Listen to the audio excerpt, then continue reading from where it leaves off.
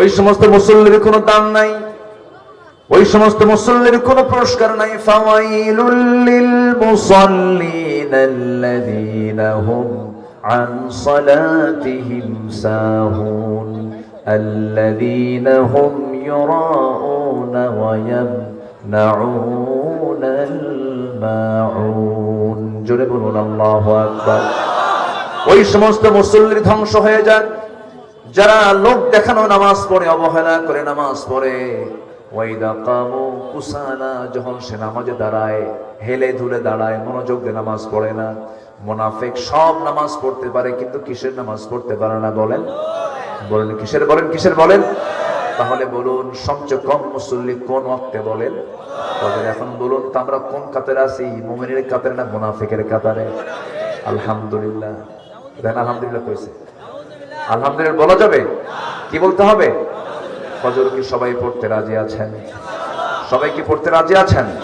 হাত নামান। আমার বন্ধুগণ, আমি বলতে চাই এখানে বহু গ্রামের লোক এসেছেন, পৌর এরিয়া। আপনার গ্রামকে আপনার দেখার দায়িত্ব আছে না নাই? আপনি নিজে একজন দায়িত্বশীল হয়ে যান। দাওয়াতি কাজ কি একার না সবার? আল্লাহ রাব্বুল আলামিন বলেন, ওয়ামান আহসানু কাওলাম মিম্মান দাআ ইলাল্লাহি ওয়া আমিলা সালিহান ওয়া ক্বালা ইন্নানি মিনাল মুসলিমিন। জোরে বলুন আল্লাহু আকবার। তার কথার চাইতে উত্তম কথার কার হতে পারে? যে বান্দাগুলো মানুষকে আল্লাহর দিকে ডাকে, ওয়া আমিলা সালিহান, নিজে ভালো কাজ করে। নিজে কি কাজ করে? ভালো কাজ করে। লিমা তাকুলুনা মা লা তাফআলুন, সেই কথা তুমি কেন বলতে যাও যেটা তুমি নিজে করো না? আল্লাহ পাক এটাকে পছন্দ করেন না, এজন্য বলছেন ওয়া আমিলা সালিহান, দাওয়াত দেয় আল্লাহর দিকে, নিজেও ভালো কাজ করে। আর বুক উঁচু করে বলে প্রথম পরিচয় আমি বাঙালি, বাংলাদেশি না মুসলমান। বলেন আমরা কি বলেন বলেন বলেন আমরা কি? এই 16 বছর শুধু বাঙালির জিকির করছে। কিসের জিকির করেছে? আমরা বাঙালি, আমার বাংলাদেশে, ঠিক আছে ভালো কথা, কিন্তু আমাদের প্রথম পরিচয় কি? আমাদের জাতির পিতা কে?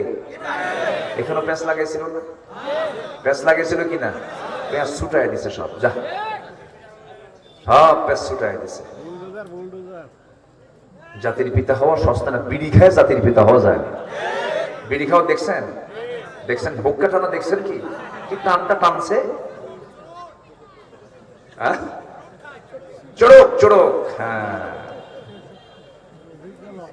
যে নেতৃত্বে নামাজ নাই, যে নেতৃত্বে আল্লাহর দিন নাই, সে আমার বাপও যদি নেতা হয়, ওই নেতৃত্বে মারি না, জুতা মারি, থুতু মারি।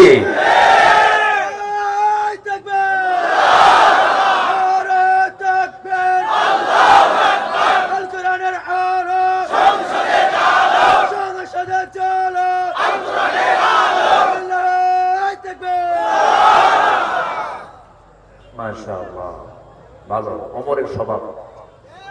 বলি আলহামদুলিল্লাহ। মার খাইছি বহু, আর মার খাবো না আমরা। মার খাওয়া সুন্নত, মার দেওয়াও সুন্নত, ঠিক কিনা? রাসূল কি শুধু মার খাইছেন নাকি? মক্কায় খাইছেন, মদিনা এসে দিয়েছেন। আমরা এখন দেওয়ার সময় এসেছে আমাদের। খালি মার খাবো নাকি সবাই? আল্লাহ বলছেন কুল্লা বানান, গিরাই গিরাই সাইজ কর। কোরআনে আয়াত আছে না নাই? আয়াত আছে না নাই? বেশি বাড়াবাড়ি করবা, ইসলামের বিরুদ্ধে কথা বলবা, ঝাঁটা পেটা করবো। কোন সুযোগ বাতিলদের দেওয়ার কোন সুযোগ নাই। বাতিল তো বাতিল। বাতিল কি? বাতিল। বাতিল কখনো কাছের হতে পারে না। মুনাফিকি ধরবো না ছাড়বো? বলেন। তাহলে মাহফিল আল্লাহু আকবার, নামাজ আল্লাহু আকবার, মাঠে মিছিলে কি বলেন? আরো জোরে বলেন, আরো জোরে বলেন। আমাদের রবকে বলেন, আমাদের রবকে, আমাদের আইনদাতাকে, আমাদের নেতা একজন মুহাম্মদ সাল্লাল্লাহু। বাস, এর বাইরে আমাদের যাওয়ার কোনো সুযোগ নাই। কিন্তু কিছু কিছু মানুষ আছে, বুজুর্গি দেখে মনে হয় বিশাল বড় বুজুর্গ। না না, আল্লাহ বলছেন ওয়া মিনান নাসি মান ইয়াকুলু আমান্না বিল্লাহি ওয়া বিল ইয়াউমিল আখির ওয়া মা হুম বিমুমিনিন। মানুষের ভিতরে কিছু মানুষ আছে যারা বলে ঈমান এনেছে আল্লাহর উপরে, পরকালকে বিশ্বাস করেছি, কিন্তু না না, আল্লাহ বলছেন ওয়া মা হুম বিমুমিনিন, প্রকৃতপক্ষে তারা কখনো মুমিন হতে পারে না। নবীর পেছনে ইক্তেদা করেছে, নবীর বিরুদ্ধে মসজিদে দেরার তৈরি করে ফেলেছে। আছেন এরকম, আছে না? আছে। আমার নবীর বিরুদ্ধে আন্দোলন করেছে, আবার নবীর পিছনে নামাজও পড়েছে। বদরের উস্কানি দেতা মুনাফিক, উহুদের উস্কানি দেতা মুনাফিক, খন্দকের উস্কানি দেতা মুনাফিক চক্র সারা জীবন বেশি কষ্ট দিয়েছে রাসূলকে মুনাফিকেরা। সেই মুনাফিক আমার দেশেও আছে না নাই? আমরা ধর্মীয় মূল্যবোধে বিশ্বাসী, কিন্তু গাঁজা খায়া সিট হয়ে বসে থাকে। ধর্মীয় মূল্যবোধ, এটা দিয়ে জান্নাত পাওয়া যাবে না।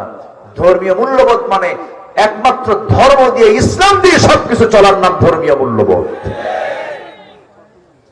রাগ করছেন নাকি আপনারা?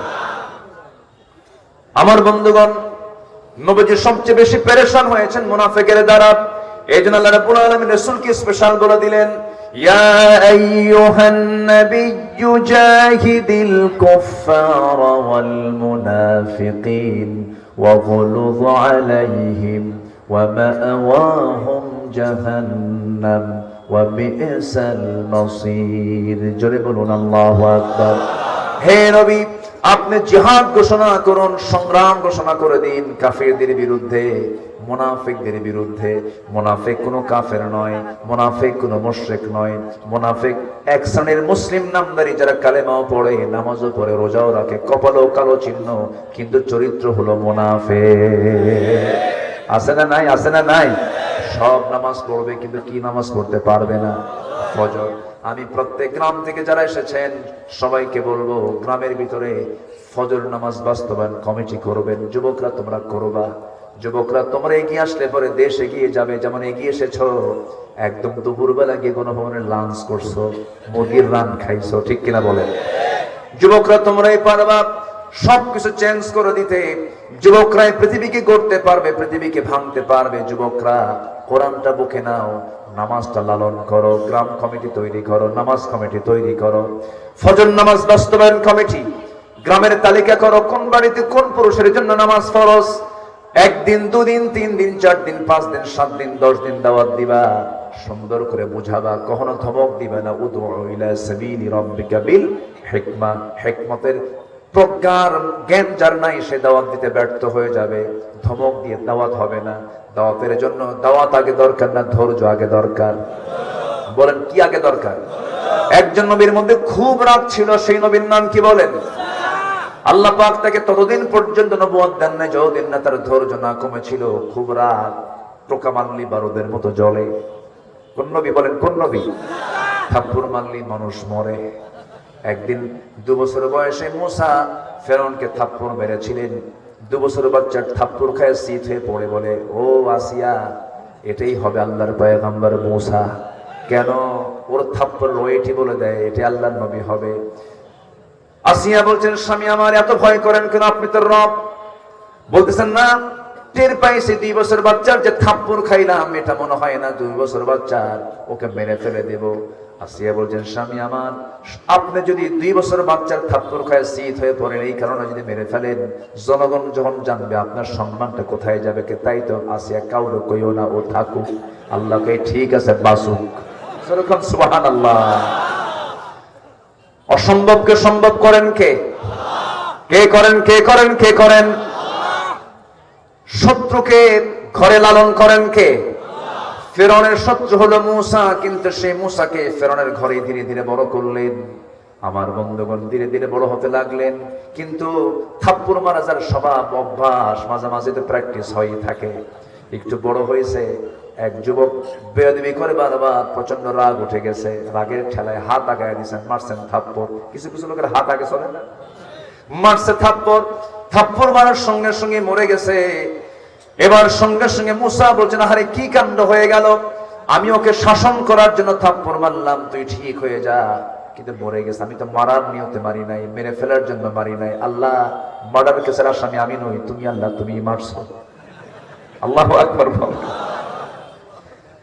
মুসা, তোমার থাকা যাবে না, দেশ ছাড়ো, হিজরত করো। ইব্রাহিম আলাইহিস সালাম হিজরত করেছেন, মুসা আলাইহিস সালাম হিজরত করেছেন, আমার নবী মুহাম্মদ সাল্লাল্লাহু তিনিও হিজরত করেছেন। আল্লাহর পয়গম্বররা আরামে দিন যাপন করতে পারেন না। আশাদ্দুন নাসি বালাউল আম্বিয়া ফাল আমসাল সুম্মাল আমসাল। প্রত্যেক মানুষের মধ্যে সবচেয়ে বেশি বালা মুসিবতের সম্মুখীন হয়েছেন আল্লাহর নবীরা। আগুনে ফেলে দেওয়া হয়েছে কোন নবীকে বলেন? বলেন বলেন বলেন। সমুদ্র বক্ষে নিক্ষেপ করে মাছের পেটে রেখেছেন কোন নবীকে বলেন?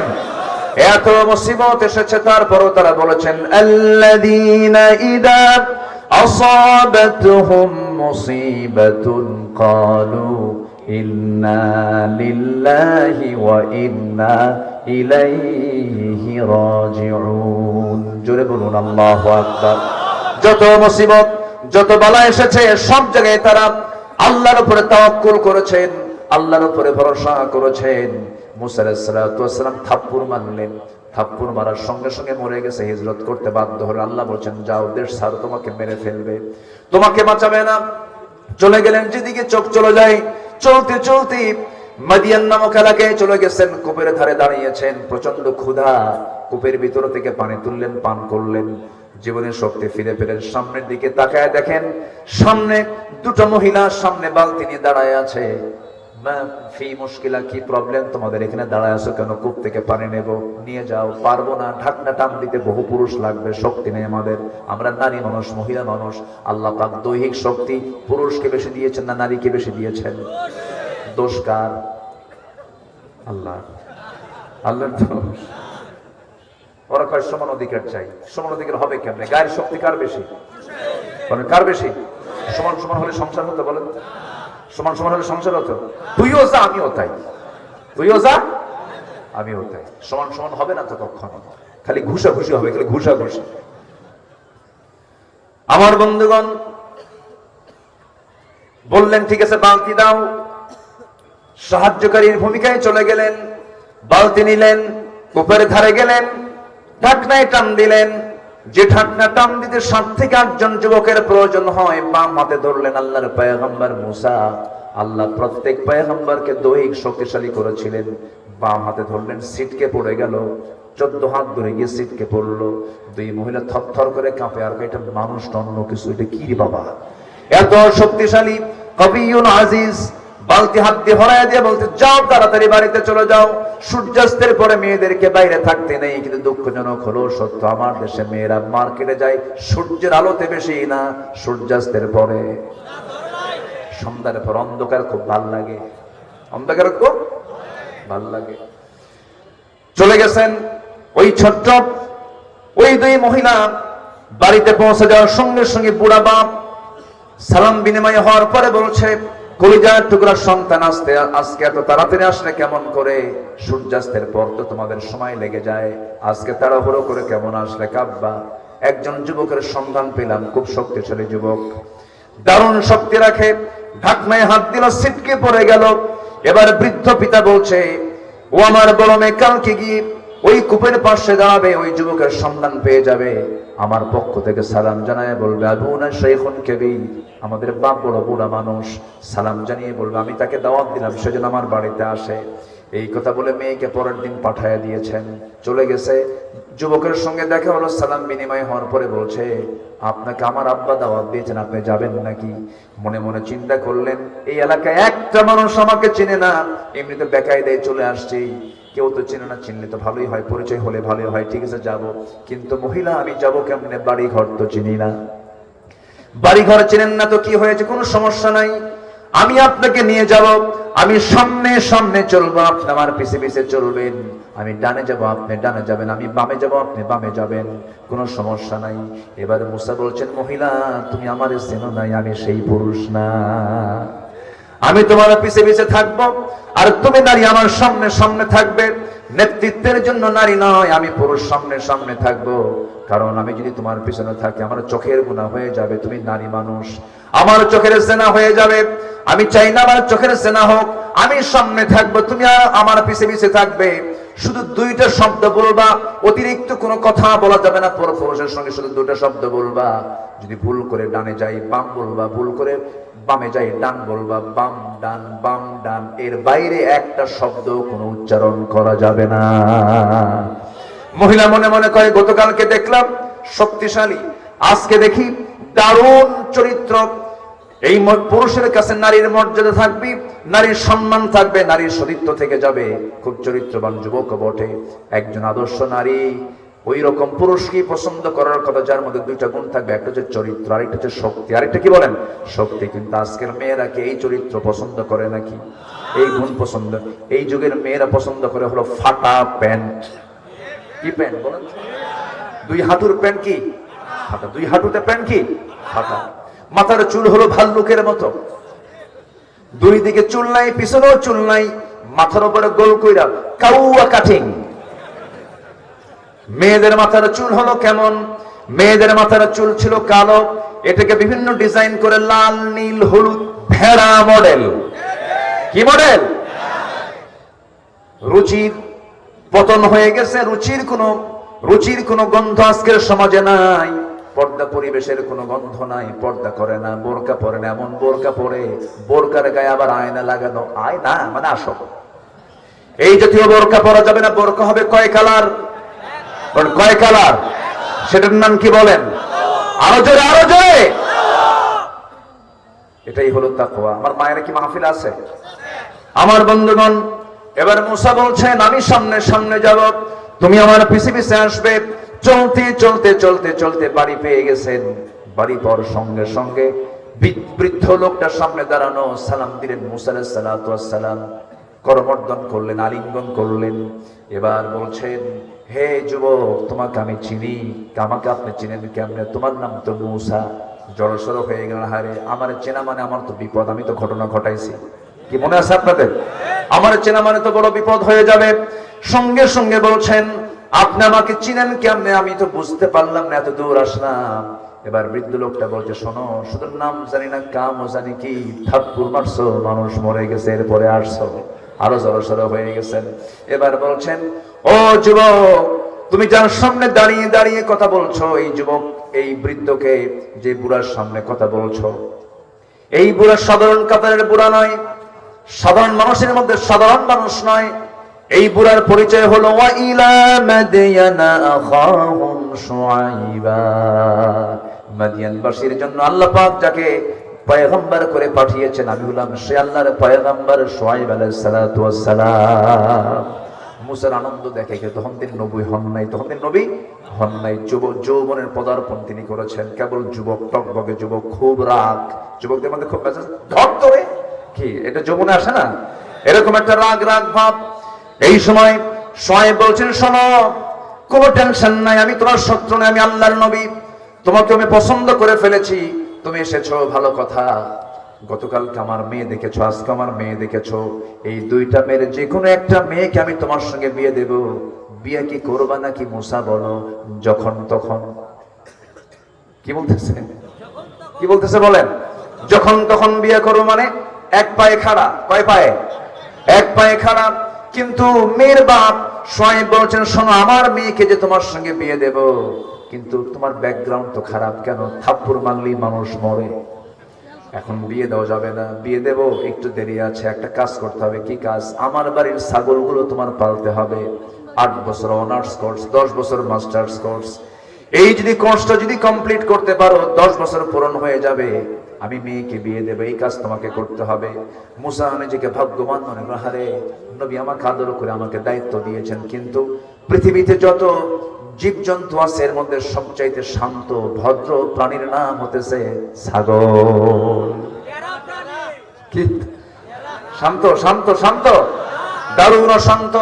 শুধু অশান্ত নয়, তেরা। কি কি? শুধু তেরা না, মহা তেরা।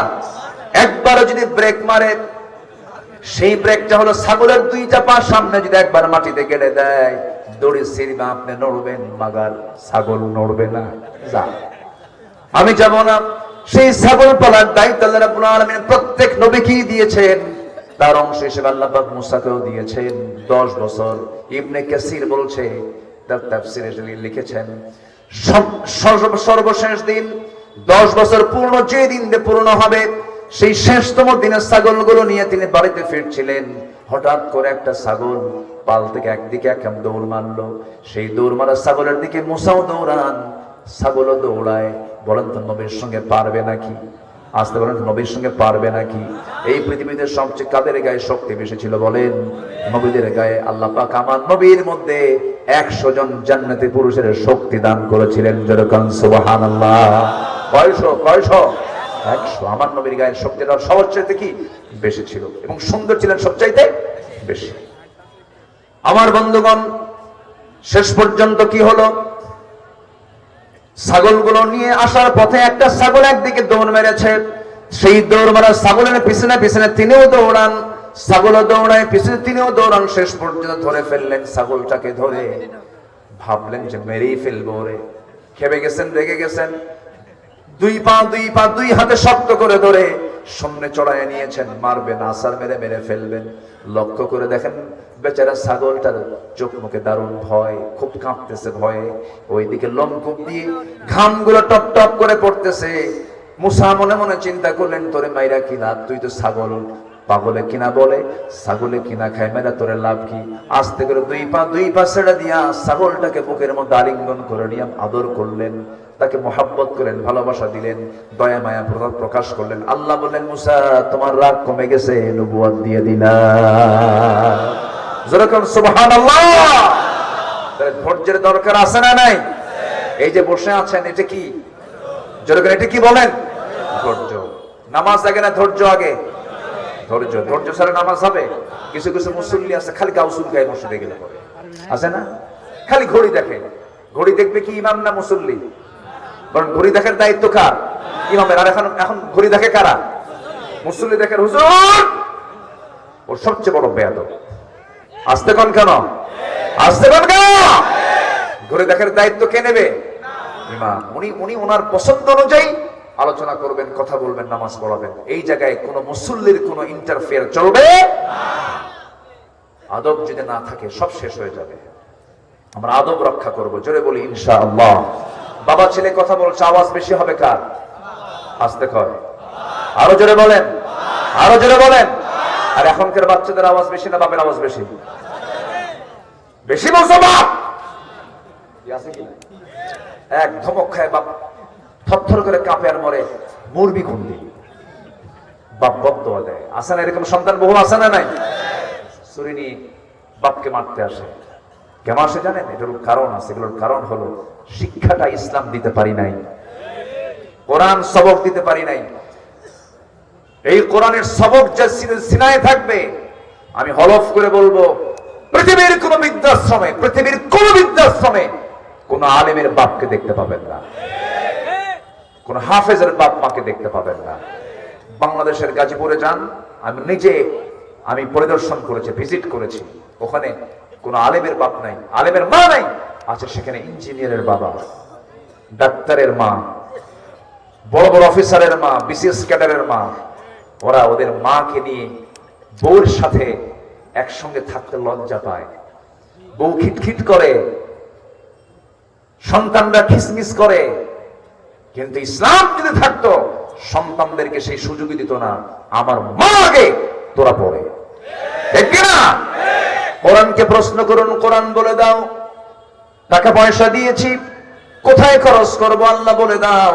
1 নাম্বার খরচের খাতটা কি? ইয়াসআলুনাকা মাযা ইউনফিকুন কুল মা আনফাকতুম মিন খায়রিন ফালিল ওয়ালিদাইনি ওয়াল আকরাবিন। জোরে বলুন আল্লাহু আকবার। খরচ করবে কোথায়? 1 নাম্বার হলো বাপ মার জন্য, এরপরে নিকটতম আত্মীয় স্বজনদের জন্য। এই জন্য আমার বন্ধুগণ, আমাকে আপনাকে সিদ্ধান্ত নিতে হবে। আমি ভুল করেছি, দিনগুলো শিখে নেব, ইসলাম শিখে নেব, কোরআন শিখে নেব। সন্তানদেরকে কোনো ক্রমে দিন শিক্ষা ছাড়া আগে অন্য শিক্ষার দিকে নিয়ে যাব না।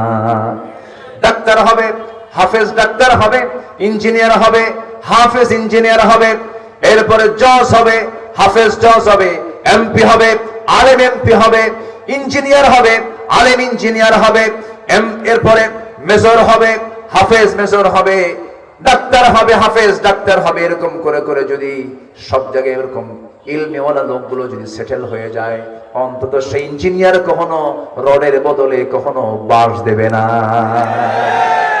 কি কথা কি বুঝতেছেন? কথা কি বুঝতেছেন? আল্লাহ বুঝার তৌফিক দান করুন। জোরে বলি আমিন। তাহলে প্রত্যেকটা গ্রামে আমরা ফজর নামাজ বাস্তবায়ন কমিটি গড়ে তুলবো ইনশাআল্লাহ। সবাইকে রাজি আছেন? যদি আজকের মাহফিলের ফলাফল যদি দেখেন যে জুমার মুসল্লির চাইতে ফজরের মুসল্লি মসজিদে বেড়ে গেছে, ভাবতে হবে আপনার গ্রাম হয়ে গেছে মাদক মুক্ত, নেশা মুক্ত একটা আদর্শের গ্রাম হয়ে গেছে। আল্লাহ কবুল করুন, আল্লাহ কবুল করুন, আল্লাহ কবুল করুন। আমি শেষ করে দেব, আলোচনা চালাবো? জোরে বলি ইনশাআল্লাহ, আর জোরে বলি ইনশাআল্লাহ। আমরা মুনাফিক হব না মুমিন হব? মুনাফিক কোন নামাজ পড়তে পারে না? মনে আছে তো? মনে থাকবে তো? আল্লাহ আল্লাহ আল্লাহ। আপনি কি রাগ করতেছেন নাকি আমার কথায়? আমরা কিন্তু নিজেরাই ধরা খেয়ে যাই মাঝে মাঝে। ওমরে ফারুক একদিন মাঝে মাঝে, ওমরে ফারুক রাদিয়াল্লাহু তাআলা আনহু, আচ্ছা ঠিক আছে, হ্যাঁ আসবে তো, কি যেন বলতেছিলাম ভুলে গেল। ওমরে ফারুক রাদিয়াল্লাহু তাআলা আনহু মাথার মধ্যে একটা কিছু ঢুকে দিলে হেরে যায় অন্য কিছু, তাই না? আসবে, সমস্যা নেই। ওমরে ফারুক নাম শুনছেন তো সবাই? কয় নাম্বার খলিফা বলেন তো? 2 নাম্বার খলিফা। বহুদিন আগে এক মাহফিলে বললাম ওমরে ফারুককে চিনেন কে? সামনে থেকে এক ছেলে দাঁড়ায় বলে হুজুর চিনি। কে? আমাদের বাড়ির তো তবে ভাড়া থাকে।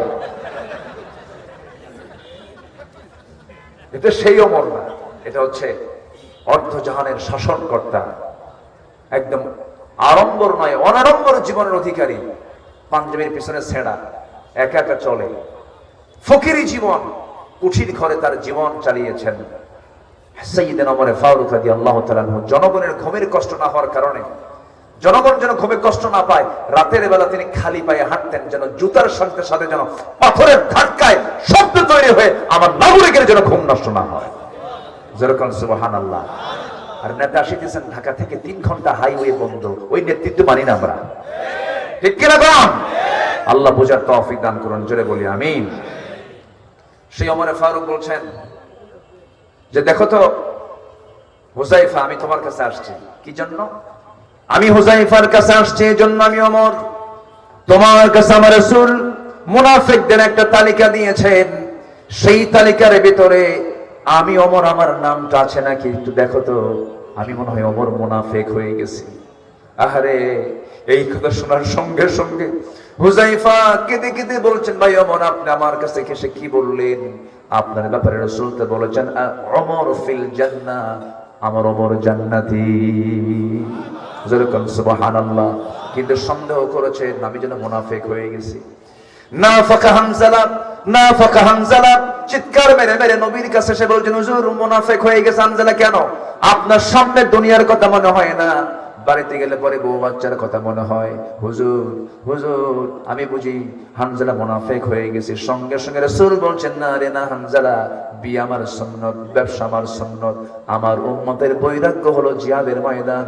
হানজালা তুমি মুনাফিক হও নাই। জোরে বলেন সুবহানাল্লাহ। আমার বন্ধুগণ, নাম্বার 2 হলো ইবাদত কবুলের জন্য। নাম্বার 2 শর্ত হলো নামাজে অলসতা ত্যাগ করতে হবে, নামাজটা সুন্দর করে পড়তে হবে। as-salatu ala waqtiha inna as-salata kanat 'ala al-mu'minina kitaban mawquta। সময় মতো নামাজ পড়ব। আমরা সবাই কি রাজি আছেন? রাজি আছেন ইনশাআল্লাহ? 5 ওয়াক্ত নামাজ পড়বেন। কারেক্ট হাত তুলে দেখেন তো দেখি, জোরে বলি ইয়া আল্লাহ ইয়া রহমান। আমাদেরকে ফজর, যোহর, আসর, মাগরিব, ইশা 5 ওয়াক্ত সালাত আদায় করার তৌফিক তুমি আল্লাহ দিয়ে দাও। জোরে বলি আমিন, আরো জোরে আমিন, আরো জোরে আমিন। নাম্বার 3 হলো আল্লাহ এবং রাসূলের চরম অবাধ্যতা এবং সীমা লঙ্ঘন যারা করবে তাদের কোন ইবাদত কবুল করবেন না যিনি তিনি কে? আল্লাহ রাব্বুল আলামিন বলেন ওয়া মান ইয়াসিল্লাহা ওয়া রাসূল